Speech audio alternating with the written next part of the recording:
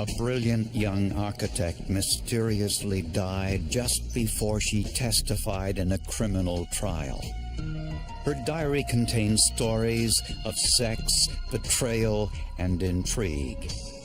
Investigators needed to know if the stories were true.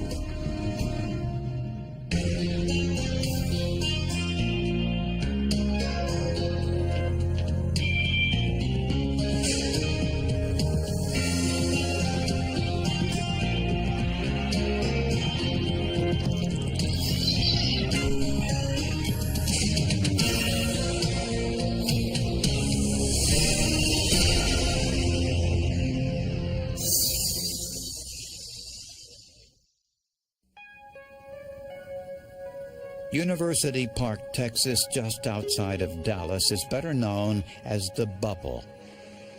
It's a place of privilege and prestige, an address many would like to have, but few can afford. It's kind of the Beverly Hills of Dallas. That's the way the Park City says. Nancy Dillard Lyon lived most of her life in Texas. She was a Harvard-trained architect and the daughter of a wealthy and well-connected Dallas family. Nancy met her husband Richard while at Harvard. They married and soon had 2 children. They had great energy, great friendliness. When we moved in, they gave gifts of ice cream, and they bake cookies and bring them over to us. And my husband, who I've said is rarely hyperbolic about anything, used to say she was the nicest person in the world. Nancy quickly became the youngest partner in the history of Trammell Crow, a large real estate development firm. But success came at a price. I think she always had, as many women did at that time, a conflict between the amount of hours that she wanted to work to develop her career and time spending with her children. Nancy was also experiencing some physical ailments. And on a January night in 1991, her symptoms included vomiting and severe stomach pain. Her husband, Richard, took her to the hospital emergency room.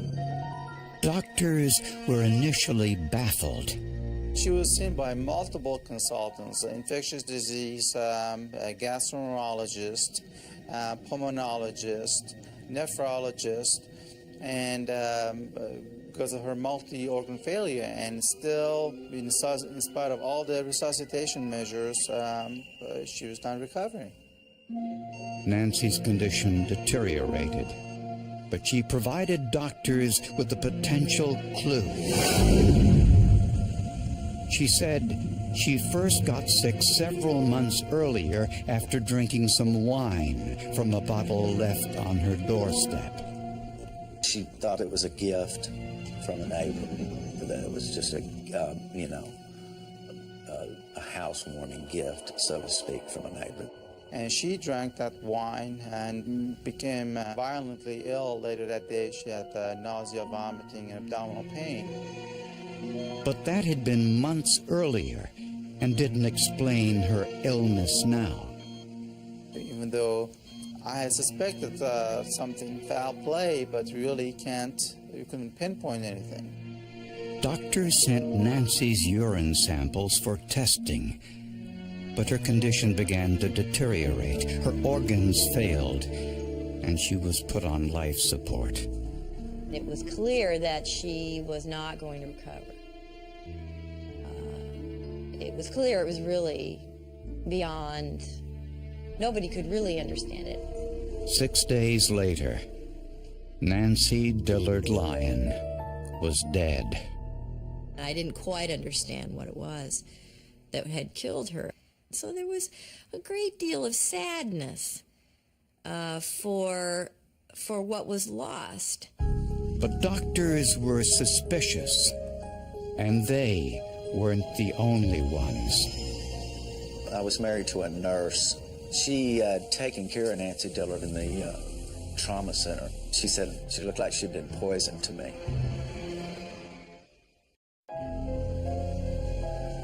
When the daughter of a wealthy Dallas family, Nancy Dillard Lyon, died under mysterious circumstances, her doctors made 2 telephone calls. One was to the medical examiner to suggest a thorough autopsy.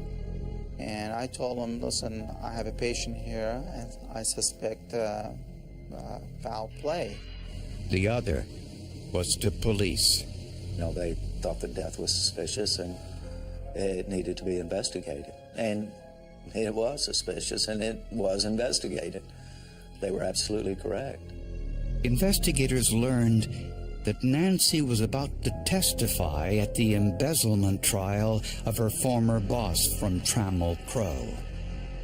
Nancy told friends she was uncomfortable at the thought of testifying against her former colleague. Part of that may have resulted from a threatening letter she received.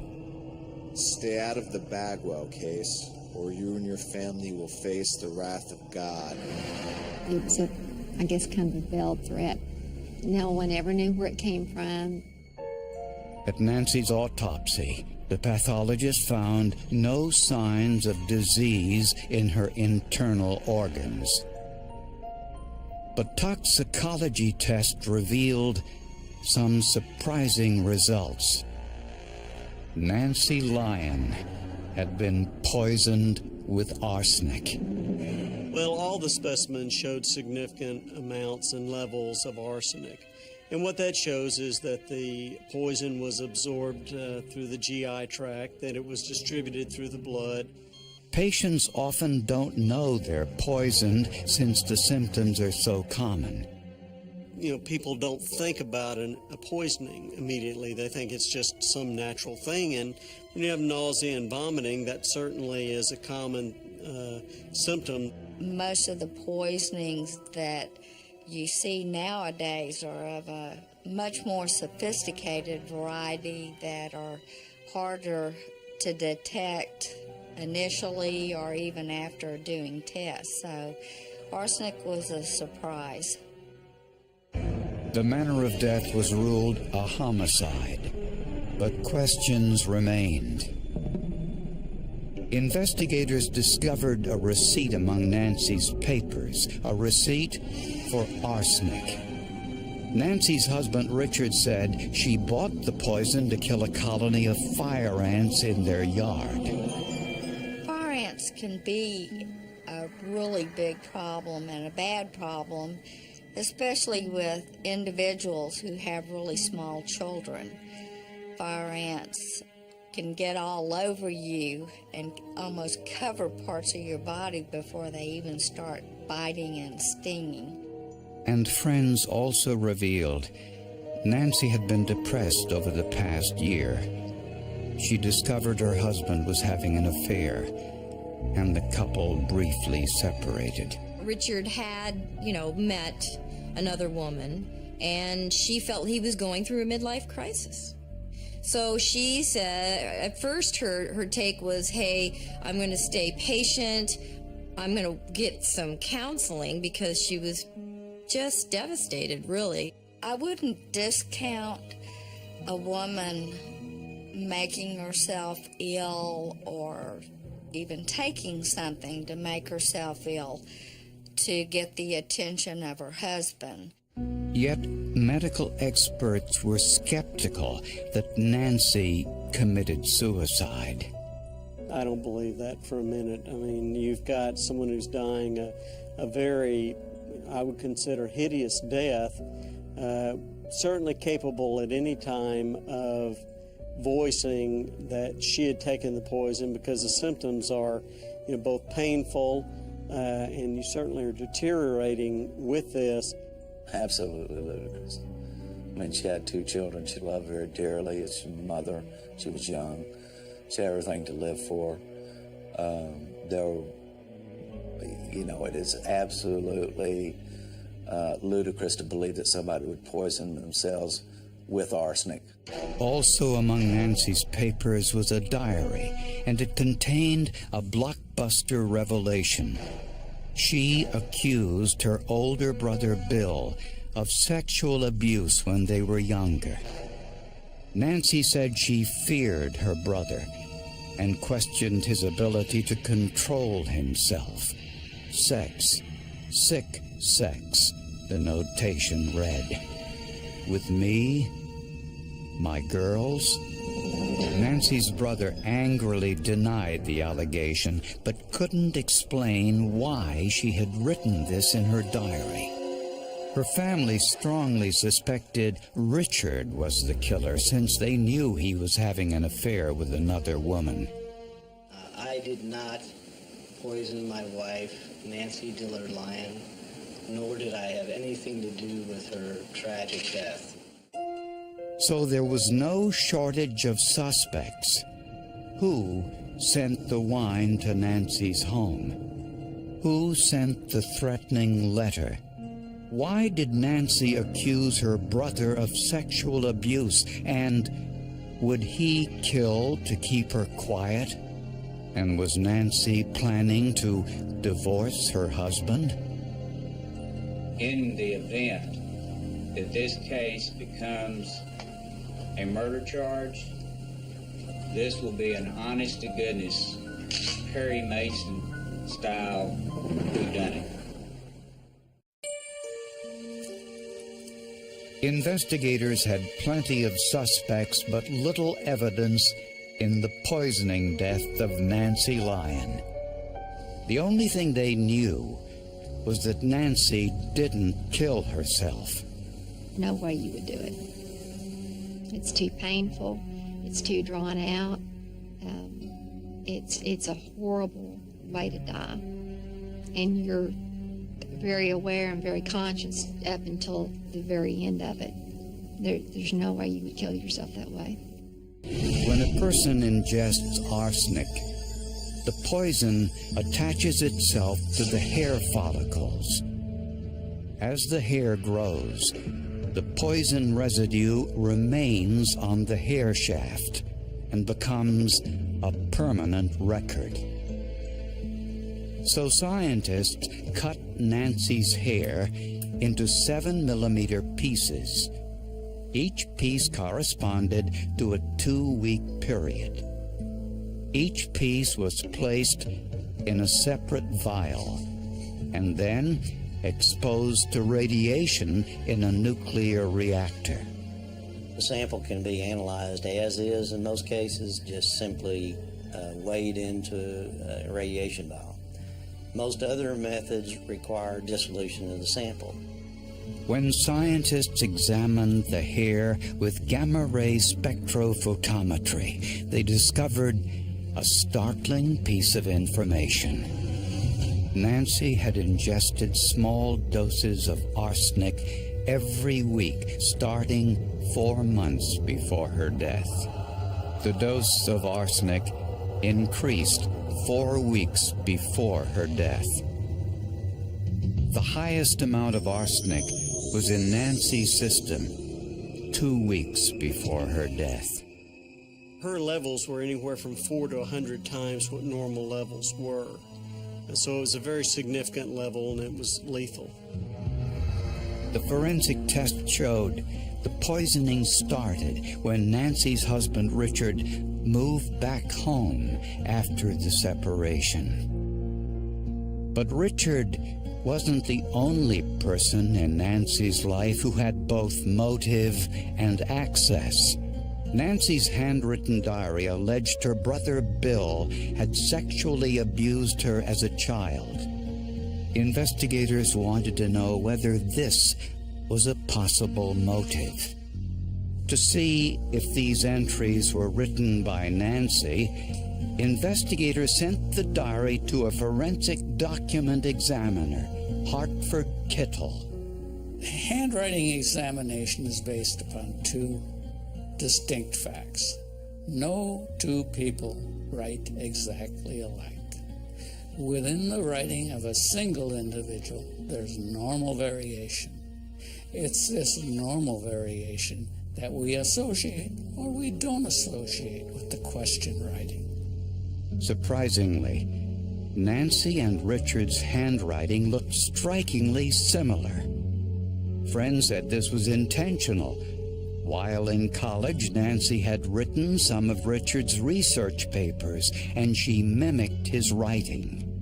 The similarities in these two writers was significant, but they weren't able to completely make their handwriting look the same because they had two different minds that were picturing things a little differently, but they tried to make them look the same. Kittel first looked at known handwriting samples from both Nancy and Richard. Despite their similarities, there were differences. She used her ampersands quite extensively through her writing, so every fifth, sixth line would have an ampersand on it in her known handwriting, whereas Richard always used the AND for the verbiage and. Kittel also noticed that Nancy and Richard made their capital I's differently.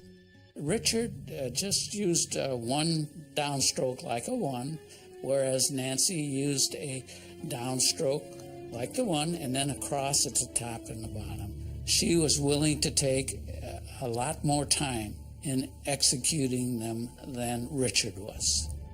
Their lowercase f's were different as well.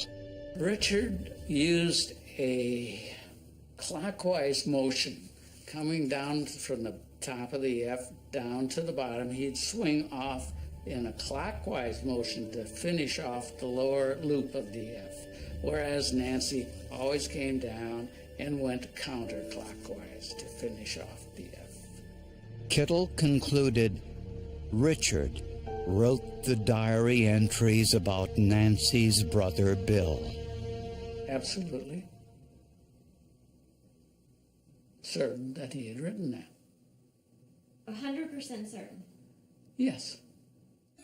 Prosecutors now believed Richard Lyon had forged Nancy's diary to cover up the murder. He never crossed his mind he was going to be caught. He thought he had it aced, and he certainly didn't think it'd be his own handwriting. No one granted him the power of God to take her life.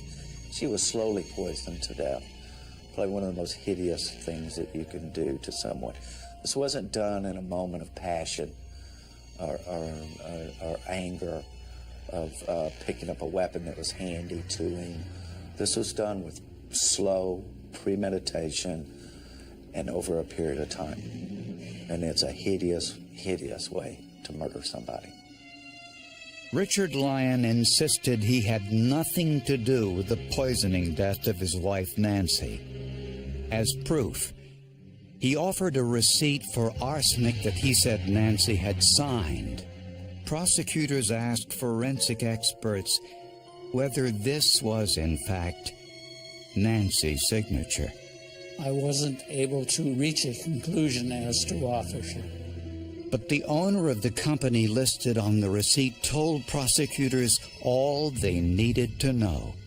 Did you sell her these chemicals? No, I didn't. Is this a receipt? Do you sell chemicals? No, I don't. Is this your receipt from your business? No, it's a forgery. It's not mine. Investigators also discovered that arsenic was not shipped to the Lyons' home, but to a post office box Richard opened.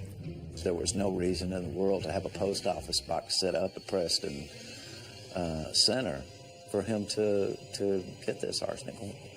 If everything is completely legitimate, why aren't you having it delivered at home or where you work? That's because there's nefarious reasons of having it delivered to a post office box. In the hospital before she died, Nancy Lyon told her doctor about a suspicious incident that occurred several months earlier. And she said, well, one time when they were separated, they had gone to the movies together, and Richard had gone and got her a drink. And when he brought it to her and she drank some of it, and she said it tasted awful, and she looked in there was the white powder on the top of the drink. Nancy said she became violently ill later that night. and she told her doctor something else. My husband, he's been giving me these capsules for the last several months, and he say, Nancy, go take these. These are like vitamins, and these are good for you. Police confiscated every pill in the Lyons home and sent them for forensic testing. 2 pills tested positive for barium carbonate, a toxic chemical used in the production of glass. Despite her suspicions, Nancy never directly accused Richard of poisoning her. You know, nobody wants to believe that they've married to somebody that can murder. I mean, because then what are you saying about yourself? And it's kind of outside the realm of most people's, reality that someone would poison you. And I don't think she wanted to believe it. And I think that she was embarrassed or ashamed to say anything about it. Prosecutors believe the motive was money and the desire to live with his girlfriend. He didn't want her, but he wanted the family affiliations and the alliances. I think that it was partly money, and it was partly just the position that he wanted. And he couldn't have either one with just a divorce. Prosecutors believe Richard first tried to kill Nancy by putting barium carbonate in her vitamin pills, and may have put it in Nancy's soda at the movies. When that didn't work, he used arsenic. Forensic testing showed Nancy started ingesting arsenic in September, around the time she and Richard reconciled. The fatal dose was administered 2 days before Nancy was admitted to the hospital where she died. To hide his involvement, Richard created the fake invoice for the arsenic, and forensic analysis proved that it was Richard who wrote the sex-related entries in Nancy's diary implicating her brother as a possible suspect. I think he was calculating. He thought of himself as a ladies' man. I think he was a cold-blooded killer. And he did it in the most despicable way possible, slowly ingesting arsenic to his wife. When he went on trial for murder, Richard Lyon pled not guilty. But the forensic handwriting analysis, the timeline of the poisonings captured in Nancy's hair, and the discovery of poison in vitamin pills found in the home were difficult to deflect. Richard's girlfriend even testified, claiming Richard lied by telling her that Nancy had a rare and fatal blood disease.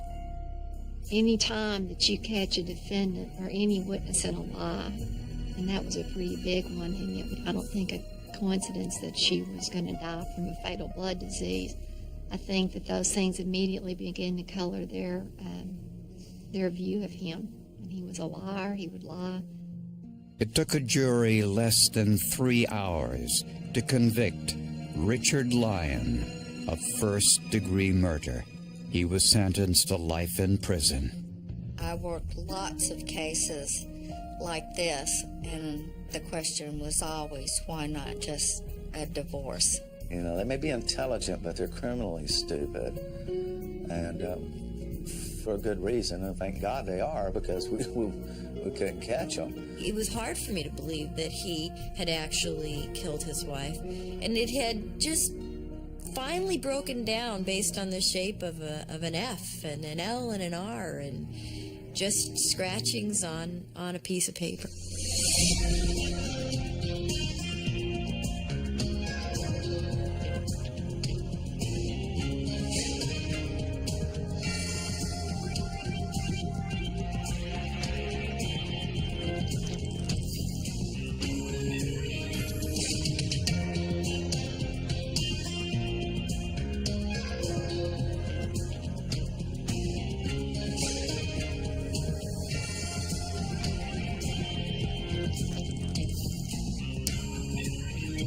Bye.